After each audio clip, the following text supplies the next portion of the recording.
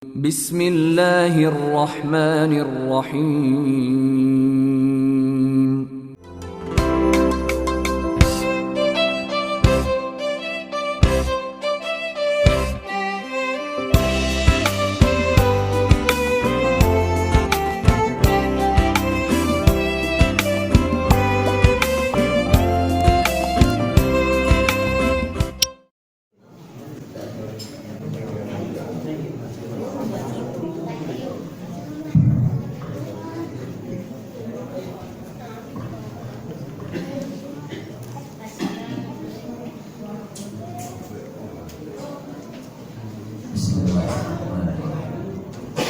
Assalamualaikum warahmatullahi wabarakatuh. Waalaikumsalam warahmatullahi wabarakatuh. Innalillah nahmaduhu wa nasta'inuhu wa nastaghfiruh wa na'udzu billahi min shururi anfusina wa min sayyiati a'malina. Man yahdihillahu fala mudilla lahu wa man yudlil fala hadiya lahu. Asyhadu an la ilaha illallah wahdahu la syarika lahu wa asyhadu anna Muhammadan abduhu wa rasuluh. Allahumma shalli wa sallim wa barik ala nabiyyina Muhammadin wa ala alihi wa ashabihi wa man tabi'ahum bi ihsan ila yaumiddin. Amma ba'd. Bapak-bapak, ibu-ibu, saudara-saudaraku yang saya muliakan, alhamdulillah segala puji hanya milik Allah Rabbul Alamin. Kita semua wajib memujinya, membesarkan asmanya. Kepadanya kita mohon pertolongan, dan kepadanya pula kita mohon ampun atas segala dosa yang kita lakukan, dan kepadanya pula kita mohon kepada Allah dan berlindung kepada Allah dari buruknya akhlak kita, dari buruknya amal-amal kita. Dan kita juga mohon kepada Allah agar Allah memberikan hidayah kepada kita semua. Karena Rasulullah Shallallahu Alaihi Wasallam bersabda, barang siapa yang mendapatkan petunjuk berupa hidayah, maka tidak seorang pun yang mampu untuk menyesatkan. Kalau Allah sudah berikan hidayah, siapapun juga penghalangnya untuk menyesatkannya tidak akan mampu. Begitu pula barang siapa yang sudah disesatkan oleh Allah dari jalannya yang benar, maka siapapun juga, kekuatan apapun tidak akan mampu untuk memberikan hidayah. Karena hidayah mutlak milik Allah Subhanahu wa ta'ala. Nabi sendiri, Nabi kita Muhammad SAW tidak mampu untuk memberikan hidayah kepada orang yang sangat dicintainya, itu pamannya Abu Thalib. Pamannya ini banyak sekali dalam sejarah membela perjuangan Nabi kita Muhammad SAW. Dan pamannya ini belum Islam, masih kafir. Ketika pamannya sakit keras, yang pertama menyebut adalah Rasulullah SAW, keponakannya. Dan Rasulullah SAW tidak tega melihat keadaan pamannya dalam keadaan sekarat. Maka pamannya menghampiri, mendekati, ya Rasulullah mendekati pamannya dan membisiki telinganya, ya qul la ilaha illallah. Wahai pamanku, sebutlah kalimat la ilaha illallah. Dengan kalimat ini aku akan bersaksi di hadapan Allah, aku akan bela. Tapi pamannya geleng kepala, tidak mau. Kemudian datanglah Abu Jahal, Abu Lahab, dan abu-abu yang lain. Pada saat itu mereka tidak setuju kalau Abu Thalib ini mengikuti apa yang diajarkan oleh Nabi Muhammad SAW. Dan Abu Jahal mengatakan bahwa engkau sudah melupakan ajaran nenek moyang kita. Tuhan kita. Natamana hubban, sesembahan kita yang kau ikuti Muhammad. Tapi Rasulullah tetap mengajarkan terus, ya ampun, la ilaha illallah, agar pamannya ini dibela nanti di hadapan Allah, dan pamannya ini nantinya akan dimasukkan dalam surga kalau pamannya mengucapkan kalimat tersebut. Tapi pamannya tidak mengucapkan dan akhirnya pamannya mati dalam keadaan kafir. Dan lain dikatakan dalam kitab Fathul Majid bahwasanya pamannya ini masuk neraka, kekal di neraka, tapi dia ditempatkan neraka yang paling ringan dibandingkan dengan yang lain. Tapi abadan, selamanya.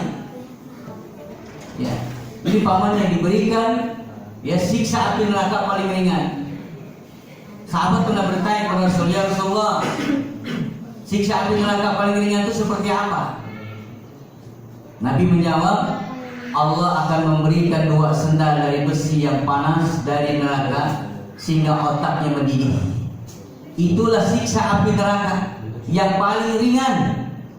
Sendalnya ini panas dari api neraka panasnya ini, kemudian dipakaikan ya di kaki pamannya ini, dan sampai menjalar otaknya mendidih, hancur otaknya ini, dan tidak mati, merasakan begitu pedihnya azab Allah Subhanahu wa ta'ala. Ini paling ringan, bagaimana yang beratnya? Bapak Ibu mau yang mana, ringan atau berat? Ya Bu, berdua yang mau masuk apa? Masuk surga, insya Allah. Makanya para ulama mengatakan bahwa puasa ini yang kita lakukan Ramadan ini jalan menuju surga. Kalau puasanya karena iman, bukan puasa karena ikut-ikutan. Dan kalau sholat tarawih ini karena iman, baca Qur'annya karena iman, dan sedekah kita ini karena iman kepada Allah Subhanahu wa ta'ala. Gimana saya sudah jelaskan beberapa hari yang lalu di sini, bahwa orang yang akan diterima puasanya, salat tarawihnya, baca Qur'annya, dan juga sedekahnya dan amal yang lain sampai 10 terakhir adalah orang-orang yang memiliki iman yang benar kepada Allah Subhanahu wa ta'ala. Apa itu iman yang benar? Yaitu mengakui bahwa tidak ada ilah, tidak ada Tuhan yang berhak diibadahi, disembah kecuali Allah. Dan konsekuensi dari ucapan kalimat la ilaha illallah wa may yakfur bi taghut wa yu'min billah faqad istamsaka bil urwatul wuthqa. Itu konsekuensinya orang yang sudah mengucapkan la ilaha illallah. Wajib dia mengkufuri Tuhan-Tuhan yang lain. Tahu betul diartikan Tuhan yang lain selain Allah Subhanahu wa ta'ala. Wajib dia meninggalkan daripada perbuatan maksiat besar maupun maksiat kecil. Kok ada maksiat besar dan kecil? Ada. Maksiat besar adalah perbuatan syirik kepada Allah Subhanahu wa ta'ala. Maksiat kecil, dia telah berbuat dosa besar, zina, minum khamar, membunuh dan sebagainya. Ini maksiat kepada durhaka kepada Allah Subhanahu wa ta'ala. Nah, kalau kita melakukan maksiat kecil tapi kita tidak melakukan kesyirikan kepada Allah Subhanahu wa ta'ala dalam hidup dunia ini, kita akan dapat ampunan dari Allah Subhanahu wa ta'ala. Tapi kalau kita melakukan perbuatan syirik kepada Allah, walaupun kita minta ampun untuk dosa yang lain yang bukan dosa syirik, itu tidak akan diampuni oleh Allah. Bahkan kita kalau melakukan syirik besar, abadan juga selamanya kita masuk neraka. Kita keluar dari Islam kalau syirik besar. Kalau syirik kecil ini, inilah yang ditakutkan Nabi. Nabi khawatir, takut kalau hambanya melakukan syirik kecil. Ini syirik kecil saja Nabi khawatir. Gimana dosa besar? Itu syirik besar. Dua-duanya dosa besar, baik syirik kecil maupun syirik besar. Apa syirik kecil itu? Ketika sahabat bertanya, ya Rasulullah, mahwal syirkul asghar, apa itu syirik kecil? Kalau Nabi mengatakan riya. Tahu riya Pak, Bu? Ya, kalau mau nyumbang bisa sebut namanya. Kalau ngaji Quran bawa 3, ngapain 1 ya cukup? Nah, orang lihat, wah hebat tuh Qurannya 3. Jadi baca 1. Berdagang kali gitu. Ya.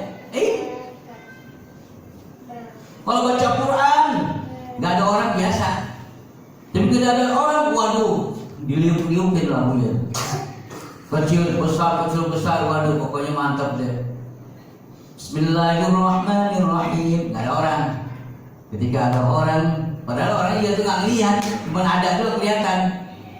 Waduh, bacanya. Bismillahirrahmanirrahim. Dalam situ mati dia. Ini apa sih nggak ada? Kalau sholat sendirian, mau sholat di masjid biasa, Allahu Akbar. Dan orang masuk aja, sholatin buat-buat, waduh, bacanya mulutnya monyong-monyongin. Jadi nggak apa-apa. Nah inilah yang kata Nabi, perbuatan riya itu termasuk syirik kecil. Tapi ada seorang ulama menafsirkan tentang syirik asghar ini. Ahli hadis mengatakan bahwasanya siksaan bagi orang yang syirik kecil ini dibawa api neraka jahanam di lembahnya. Ibu sering masak air kan Bu ya? Mendidih Bu. Pernah nggak masukin tangannya? Masukin tangan jarinya Ibu. Paling dalam. Pas keluar udah nggak ada tegangan. Panasnya. Ini neraka jahanam paling bawah. Di atasnya hanya ogah. Neraka jahanam di atas kita ogah panasnya. Naudzubillah. Ini paling dalam di lembahnya. Ini syirik kecil. Orang yang melakukan perbuatan syirik kecil yaitu riya. Terus hari Jumat ditembak nggak mempan, dibacok nggak mempan. Kenapa? Ada jimat. Di mana? Tahu taruh di mana itu? Terkadang di ban. Maaf saya terkadang di kolor. Ya nggak mempan ditembak. Dia bertawakal bukan kepada Allah, tapi pada jimat ini syirik. Ya, anak kita sakit panas, bukan ke puskesmas, ke dukun datang. Akhirnya dukun kasih apa? Kasih kalung, mending emas kalungnya. Ini bantal hitam. Ya, ini untuk apa ini? Penangkal, jangan sampai terkena penyakit. Ini saya pernah periksa dalamnya itu Pak. Teman saya datang, dia belajar dari Banten, ditembak ampan pakai itu kalung itu. Pas dibuka, waduh, itu ada ya apa kalimat-kalimat Arab tapi nggak jelas dengan stangginya dalamnya itu. Akhirnya saya bakar. Memang beda, berat sekali tuh waktu itu saya pegang, berat sekali. Ada isinya jin di dalamnya ini. Ini syirik. Ada khodam, jadi kemana-mana kita aman. Bukan tawakal pada Allah, tapi tawakal kepada benda tersebut. Ini syirik. Hati-hati. Kita pergi ke dukun, barang hilang, datang ke paranormal. Ada apa Bu datang? Ada apa Mari? Motor saya hilang. Siapa yang ngambil? Nggak tahu saya di mana. Saya minta tolong sama Bapak. Tolong Pak, siapa yang ngambil? Bentar. Dia ambil baskom, isi air. Terus dilihat, kamu nggak bisa lihat, saya bisa. Kata dia. Akhirnya apa? Wah itu tetangga kamu itu yang ngambil. Kita percaya itu. Pak Asadaku wa as'alhu. Kita sudah bertanya dan percaya kepada apa yang dikatakan para ulama tadi. Apa kata Nabi? La tuqbalu sholatan arba'ina yauman. Maka sholat kalian kamu ini tidak diterima selama 40 hari. Itu kalau sholat, kalau nggak sholat lebih parah lagi. Dosanya besar, ada syirik. Nggak sholat dosa besar lagi. Nah kita bawa syirik itu pada bulan Ramadan, sebulan penuh. Keluar dari Ramadan kita nggak dapat ampunan dari Allah.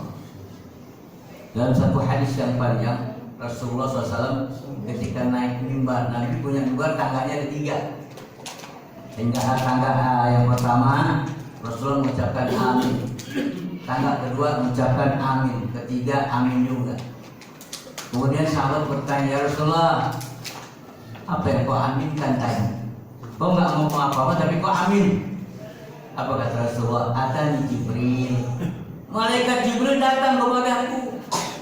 Dan dia berkata, ya Muhammad, man adraka Ramadana summa kharaja wa lam yughfar lahu fa abdahu Allah finnar.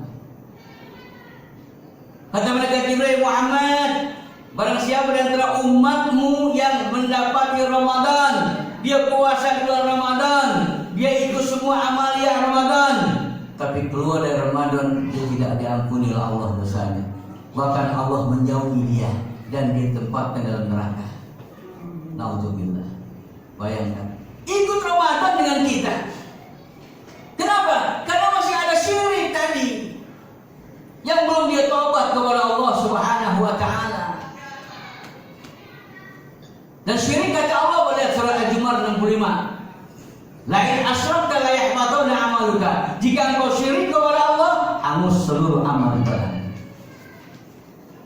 Jadi capek-capekin Pak kita sholat bangun tapi masih syirik, Allah gak ampuni dosa kita dan terima amal kita. Naudzubillah. Ya, sebulan penuh kita capek Ramadan, tarawih setiap malam, baca Quran. Ya, kita itikaf lagi di masjid, tapi masih syirik kepada Allah, masih percaya pada benda-benda. Di rumah ada keris, waduh hati-hati, tiap malam Jumat dimandiin tuh keris. Orang nggak pernah mandi. Iya. Kenapa? Ini keramat. Ya, berkah saya dikasih dari kakek turunan. Kalau dimandiin. Sampai-sampai dia nggak pernah sholat gara-gara ini. Itu sudah dimudahi, ya, oleh benda tersebut. Ini perbuatan yang dilarang dalam agama dan tauhid kita rusak.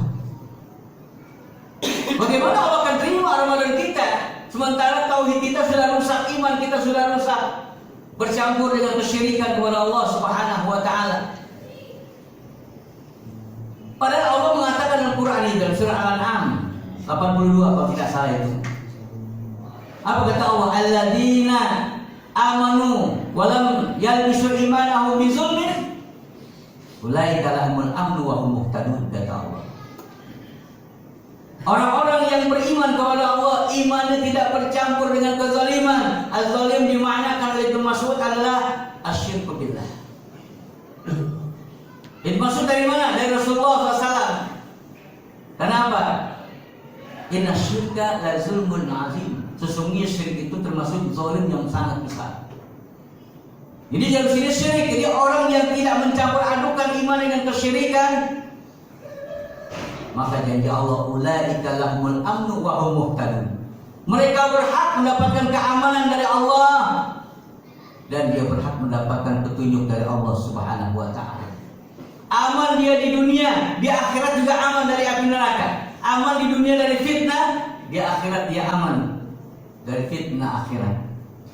Dan dia mendapatkan petunjuk dari Allah, dimudahkan oleh Allah melewati syirat dan langsung masuk dalam surga. Ini dampak daripada tauhid kepada Allah yang tidak dicampur dengan kesyirikan. Oleh karena itu banyak sekali sekarang orang nggak sadar syirik begitu banyak, nggak sadar syirik kecil juga masuk. Ya, kemarin saya sudah jelaskan kali di sini. Aku masih ingat. Sini ada tukang ojek ya? Ada ya. Nah itu saya pernah cerita bahwasannya saya bersama tukang ojek di satu masjid. Sudah ada yang tukang ojek masuk. Kemudian dia sholat sunnah, setelah wudhu sholat sunnah, qobliyah zuhur. Ketika selesai mau iqamah, tiba-tiba HP-nya bunyi. Tahu dong tukang ojek yang bunyi ngapain tuh? Ya, ada orderan datang dilihat, kan ada getar tuh, derut tuh, dilihat, wah orderan nih, gimana nih ya? Dikit lagi komat sholat. Akhirnya dia keluar dari masjid Pak. Orderan dulu didahulukan. Nah ini yang dikatakan dalam Quran Surah Al-Baqarah ayat 165. Wa minan nasi may yattakhidhu min dunillahi andada yuhibbunahum ka hubbillah. Sebagian manusia ada menjadikan anda sebagai Allah tandingan. Yuhibbunahum, mereka mencintai sesuatu sebagaimana mereka mencintai Allah Subhanahu wa taala. Jadi Allah nomor 2, dunia dulu dikejar nomor 1. Apa kata Ibnu Mas'ud menafsirkan bahwa anda di sini termasuk syirkul akhfa, syirik yang tidak terlihat jelas, akhfa tersembunyi. Menurut kita masih tahu itu, menurut Allah sudah syirik. Kenapa? Dia mendahulukan lain daripada Allah.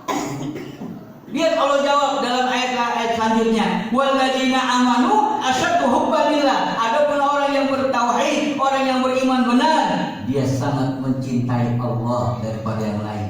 Dia selalu mendahulukan Allah daripada yang lain. Dia selalu menomorsatukan Allah daripada yang lain. Ini orang yang beriman dengan Allah. Dan Allah sudah memberikan ciri-ciri orang beriman bagaimana? Allah jelaskan dalam Quran. Wa idza dzukirallahu wajilat qulubuhum. Idza dzukirallahu wajilat qulubuhum. Apabila disebut nama Allah bergetar hatinya. Tuh, orang beriman. Kita dipanggil Allah. Bergetar enggak hati kita ketika azan, dengar azan? Kita kalau lagi enak-enak di rumah tiba-tiba ditelepon sama atasan kita, sama Pak Lurah dah. Kaget kan kita, ada apa nih? Gemetar kita, ada apa ya? Kita punya salah. Padahal suruh buka bersama, gemetar. Ini Allah yang manggil untuk apa? Untuk sholat. Nggak ada gemetar kita biasanya. Dan sambutan orang menyambut bulan Ramadan pun pernah saya tanya kepada orang, seorang itu, gimana Pak menurut Bapak dikit lagi bulan Ramadan nih? Ah biasa-biasa aja tuh jawabannya begitu. Nggak ada yang luar biasa Ramadan menurut dia. Biasa-biasa aja. Ya panas biasa aja karena dia nggak puasa. Ya nyata betul kalau bukan bohong. Orang ini nggak puasa batas dia mau biasa-biasa aja. Nggak gembira. Pernah Nabi sendiri mengabarkan kepada para sahabat kabar gembira. Datangnya bulan Ramadan, kenapa? Karena syahrul mubarak, bulan yang penuh dengan berkah. Pintu surga dibuka lebar-lebar, pintu neraka ditutup rapat-rapat, setan dibelenggu. Tuh. Ini kabar gembira. Bahkan dalam satu hadis lain Imam Tirmidzi meriwayatkan hadis, "Atakum Ramadan syahrul mubarak, yaghshakumullahu fihi, yunazzilur rahmah wa yahutul khataya, wastajibu fihi du'a." Telah datang bulan Ramadan pada kalian, ayo sambut Ramadan dengan gembira. Karena bulan Ramadan bulan yang penuh dengan berkah, yaghshakumullahu fihi. Bulan Ramadan akan mendatangi kalian. Untuk apa? Yang pertama, yunazzilur rahmah, untuk menurunkan rahmat kepada kalian. Rahmat ini bisa keberkahan, kebaikan, petunjuk hidayah buat kita. Kemudian wa yahutul khataya, Ramadan ini akan menghapus dosa-dosa kita yang kita lakukan 11 bulan. Banyak dosa kita harus jujur, banyak dosa kita lakukan 11 bulan. Dengan 1 bulan ini akan dihancurkan dosa-dosa kita. Kalau puasa kita, iman kita benar. Ini Ramadan ini penuh dengan berkah. Wastajibu fi du'a, dan Allah akan mengabulkan doa kita apapun yang kita minta di bulan Ramadan. Doa enggak ada penghalang ketika bulan Ramadan, pasti akan dikabulkan. Syaratnya doa itu ikhlas. Yang kedua ada adab. Ada adab, kita berdoa itu punya adab. Yang pertama hamdalah, puji Allah dulu baru kita berdoa. Kemudian baca sholawat, minta ampun buat orang tua kita dan sekitar kita, saudara kita. Baru kita minta apa yang kita minta. Ud'uni astajib lakum, kata Allah. Berdoalah kalian kepadaku, pasti aku kabulkan. Allah nggak pernah bohong. Allah akan kabulkan. Sementara ada orang yang mengatakan, mana katanya Allah mengabulkan doa saya. Saya sudah berkali-kali berdoa minta kepada Allah, sholat tahajud tiap malam, tapi Allah nggak pernah kabulkan doa saya. Ada seperti itu. Padahal Allah bukan tidak mengabulkan. Allah lebih tahu apa yang kamu minta itu belum pantas. Allah lebih tahu, dialihkan pada yang lain. Tuh, Allah yang lebih tahu. Anak SD banyak tadi minta beli motor, pantas gak Pak? Nggak pantas, belum waktunya. Kita berdoa, ya Allah. Itu orang susah nih, orang kismin, minta, ya Allah, ya Tuhanku, berikan aku jabatan deh. Ya jadi apa jabatannya tinggi, sekolah sama SD doang. Kita minta kepada Allah, nggak pantas, Allah tahu. Jadi minta kepada Allah yang sewajarnya. Kita minta ini yang betul-betul apa yang seharusnya yang kita lakukan dalam doa itu. Kita minta yang wajar-wajar saja, ya Allah, berikan aku rezeki. Tapi Rasulullah SAW pernah mengatakan, kalau kau berdoa di akhir doa meminta husnul khotimah kalau kau dalam keadaan meninggal dunia. Ini jarang nih kita berdoa begitu di akhir. Ya. Kita minta kepada Allah agar kita mati dalam keadaan husnul khotimah. Segala kita minta tapi kita mati dalam keadaan suul khotimah. Nggak enak itu. Nabi saja berdoa kepada Allah, ya muqallibal qulub tsabbit qalbi ala dinik. Itu Nabi berdoa. Wahai zat yang mutarbalikkan hati manusia, tetapkan hatiku pada agamamu. Ini sesuai dengan Quran yang Allah katakan, wala tamutunna illa wa antum muslimun. Janganlah kamu mati selama dalam Islam, kondisi dalam Islam. Itu apa? Husnul khotimah. Nabi saja berdoa minta, kita umatnya kok nggak minta. Ini yang terpenting. Berdoa jangan muluk-muluk, minta saja yang benar, yang wajar. Ya. Kita minta sehat, nah pantas. Boleh. Kita minta rezeki, iya. Jangan kita rezeki terus, kita rezeki. Rezeki itu Pak, bukan saja duit. Sehat ini termasuk rezeki. Bapak nggak punya duit tapi sehat. Mau nggak gitu Pak? Mau sehat, bisa sholat pun sih. Memang yang paling enak sehat juga, pegang duit juga. Nah itu enak kan? Ya mantap itu. Sholat juga, wah tenang aja, kenapa di kantong nih, buah kantong ada tahu kertas, ada tahu. Ya. Berdoa kepada Allah. Kita dalam Ramadan ini diberi kesehatan, lahir dan batin, jasmani dan rohani sehat. Orang sakit tapi rohani sehat, nggak bisa ke masjid. Jasmani nggak bisa jalan, sakit meriang, nggak ke masjid, nggak mau sholat. Ini rohaninya sakit, jasmaninya kuat. Maling itu, coba maling. Rohani sakit, ya kecuali maling Islami katanya. Ada maling Islami? Ada. Habis merampok, ditulis surat sama tuan rumahnya.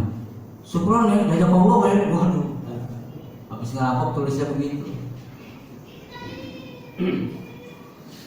Jadi Bapak Ibu sekalian, kita hidup ini yakinlah bahwasanya Allah Subhanahu wa taala akan memberikan sesuatu yang kita tidak tahu dalam hidup ini.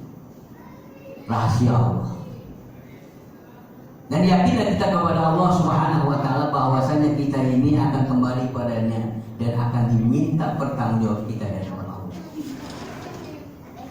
Saya sebagai ayah, sebagai orang tua, bapak sebagai orang tua, punya anak, bahkan ada yang punya cucu barangkali. Juriyah. Kita pernah sering mendengar dan berdoa, Rabbana hab lana min azwajina wa dzurriyyatina qurratan a'yun waj'alna muttaqina imama. Wahai Tuhan kami, berikan kami istri-istri yang soleh dan juga anak keturunan kami yang menyenangkan mata hati kami itu. Biar hati kita tenang, kita punya anak soleh dan soleha. Senang. Ini merupakan tabungan kita Pak, punya anak soleh. Kalau kita mati, anak yang doain, anak yang soleh, bukan namanya Muhammad Soleh. Nama doa Muhammad Soleh, kerjanya kado ayam. Waduh, nggak benar. Kita doa kepada Allah, anak yang soleh sampai insya Allah. Kenapa? Anak soleh berkat didikan kita. Anak disuruh sholat, orang tua apa nak sholat, nggak nyambung, nggak sembung. Ya kan? Enak kamu main di masjid, anak suruh berisik ke masjid, orang tua di rumah. Makanya ada ulama mengatakan bahwasanya jangan kita bawa anak kalau anak mengganggu orang sholat, khusyuk orang sholat. Ya, nah jadi Bapak Ibu sekalian, semua Islam itu ya mutakamil, sempurna sekali ajaran. Ya, oleh karena itu Allah Subhanahu wa taala ya akan memberikan balasan kepada kita bila kita ini melakukan apapun karena iman kepada Allah Subhanahu wa taala, termasuk ibadah Ramadan. Mudah-mudahan ya ibadah Ramadan yang sudah berapa hari sekarang? 11 ya? 11 hari, nggak terasa Pak ya? Udah 11 hari. Terawih kita yang ke-12. Ya saya ini yang terakhir jadi misi. Mudah-mudahan kita akan berjumpa lagi di tahun depan. Amin. Kalau Allah berikan hidup pada saya dan Bapak sehat semuanya. Insya Allah. Sampai sini kurang lebihnya saya mohon maaf yang besar-besarnya kalau ada kata-kata saya yang tidak disukai Bapak dan Ibu. Yang benar itu datang dari Allah, yang salah keliru dari saya pribadi. Akhirul kalam, subhanakallahumma wa bihamdika asyhadu an la ilaha illa anta astaghfiruka wa atubu ilaik. Assalamualaikum warahmatullahi wabarakatuh. Waalaikumsalam. Subhanakallahumma wa bihamdik. Ashhadu an la ilaha illa anta astaghfiruka wa atubu ilaik. Illa ghufira lahu.